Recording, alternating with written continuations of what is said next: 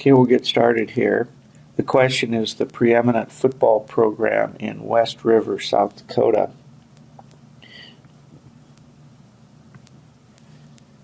To start things off, we're going to rank the programs in alphabetical order.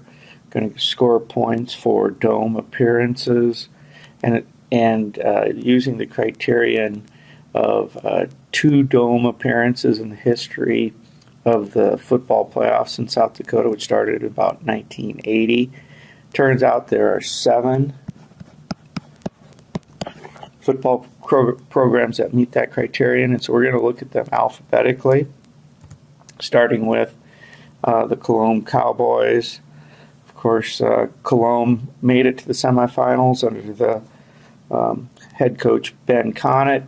They won't be in the dome this year, though. And sometimes there's questions, is Cologne really West River? Well, of course they're West River. We can't dictate where the Missouri River falls, and teams are either east or west of that. And the Cologne Cowboys are down in that south central region, which we'll see is very well represented in the list of 7 programs considered. In terms of scoring here, I give 1 point for a dome victory. I give 1/2 point for a runner-up performance.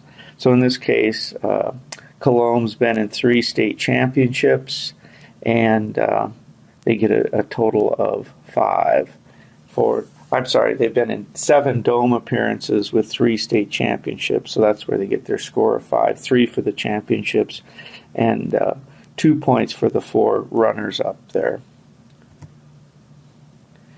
Next, another team from the South Central region, the Gregory Gorillas. Probably have the coolest mascot in the state, arguably. But the Gorillas have been in the dome 11 times.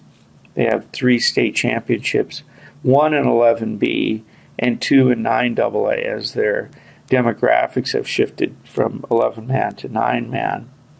And using that scoring platform, then they have a total of 7 points in the consideration of the preeminent program in South Dakota. Of course, they may get a point if they were to win this week in the dome, and would move up to 8 points. And of the 7 teams under consideration, the Gorillas are the only one in the state championship this week. Of course, Harding County Ranchers are in the mix. Long-standing football power in South Dakota. They've been in the dome 8 times, going all the way back to Ab Penn and to the current coach Jay Wahman.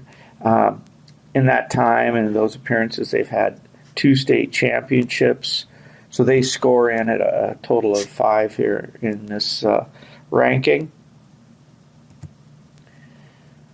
Candidate 4, the Stanley County Buffaloes. The Buffaloes have fallen on relatively hard times considering their past performance, where they've been in the dome 5 times.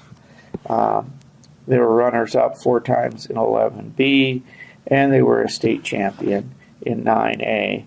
So given their performance, they come in at a total of 3.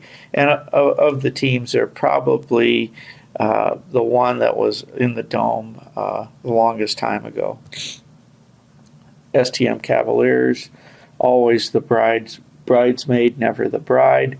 They've been in the dome 6 times, 4 while they were in 11B, 2 in 11A as their enrollment has grown. And as I said, 6 times runners-up. They come in at a total of 3 then in the scoring system. Candidate number 6, the Wall Eagles, 3 dome appearances in their history, 2 in 9B, 1 in 9A, with 1 state championship, giving them a total of 2. First Wall was undefeated going into the playoffs this season, so they had a really good regular season, but unfortunately their run ended in the quarterfinals. Candidate number 7, the last team in our list, Winter Warriors, 14 dome appearances, 7 state championships, 3 in 11B, where they currently reside, 4 in 11A.